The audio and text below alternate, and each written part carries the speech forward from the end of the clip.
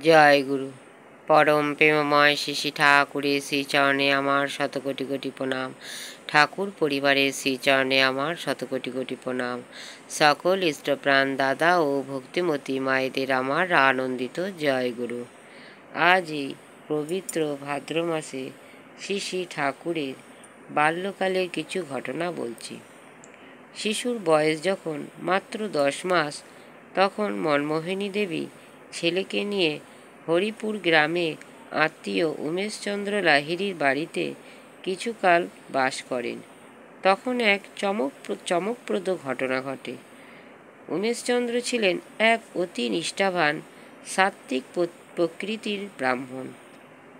প্রতিদিন সকালে উঠে স্নানের পর নিজের হাতে ফুল তুলে ঠাকুর পূজা না করে জল গ্রহণ করতেন না। একদিন উমেশচন্দ্র ঠাকুর পূজা সেরে ভোগ রাগ নিবেদন করে চোখ বন্ধ করে ধ্যানে মগ্ন হয়ে পড়েন। এমন সময় ঢং করে একটা শব্দ শোনা যায়, আর উমেশচন্দ্র ধ্যান ভেঙে যায়। তিনি চোখ মেলে দেখেন গোপালের বিগ্রহ সরিয়ে সিংহাসনে শিশু অনুকূলচন্দ্র হাসছেন। উমেশচন্দ্র তা দেখে মাতা মনমোহিনী দেবীকে ডেকে শিশুর এই অদ্ভুত কাণ্ডটি দেখালেন।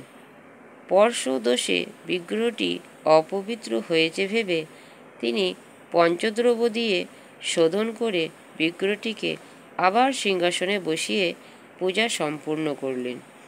কিন্তু এবারও ভোগ রাগ নিবেদনের আগে উমেশচন্দ্র ধ্যানস্থ হতেই আবার সেই একই শব্দ শুনে তাকিয়ে দেখলেন শিশু অনুকূলচন্দ্র আগের মতোই সিংহাসনে বসে হাসছেন। তা দেখে উমেশচন্দ্র এবার ক্রুদ্ধ হয়ে এবার মাতা মনমোহিনী দেবীকে ডেকে বললেন, তুমি শিশুকে নিয়ে গিয়ে একটি ঘরে শিকল বন্ধ করে রাখো। আমার পূজা সম্পূর্ণ শেষ হওয়া না পর্যন্ত তাকে ছাড়বে না। আর দারোয়ানকে ডেকে বলে দেবে সে যেন আমার পূজার ঘরের দরজায় পাহারা দেয়, কেউ যেন ঘরে ঢুকতে না পারে। উমেশচন্দ্র এবার নিশ্চিন্ত মনে পূজা সম্পূর্ণ করলেন। কিন্তু ভোগ রাগ আরতির আগেই ধ্যানস্থ হওয়ার পরই আবার সেই ঢং শব্দ শুনে চমকে উঠলেন। চোখ মেলে দেখলেন শিশু অনুকূলচন্দ্র একই কাণ্ড। তৎক্ষণাৎ তিনি কুপিত হয়ে মাতা মনমোহিনীকে ডেকে জানতে চাইলেন কি করে এই একই কাণ্ড সম্ভব হলো।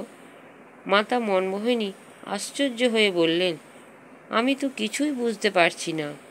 কেউ তো দরজার শিকল খুলেনি, আর দরজায় দারোয়ানও পাহারা দিচ্ছিল। এ কথা শুনে বিস্মিত না হয়ে পারলেন না উমেশচন্দ্র।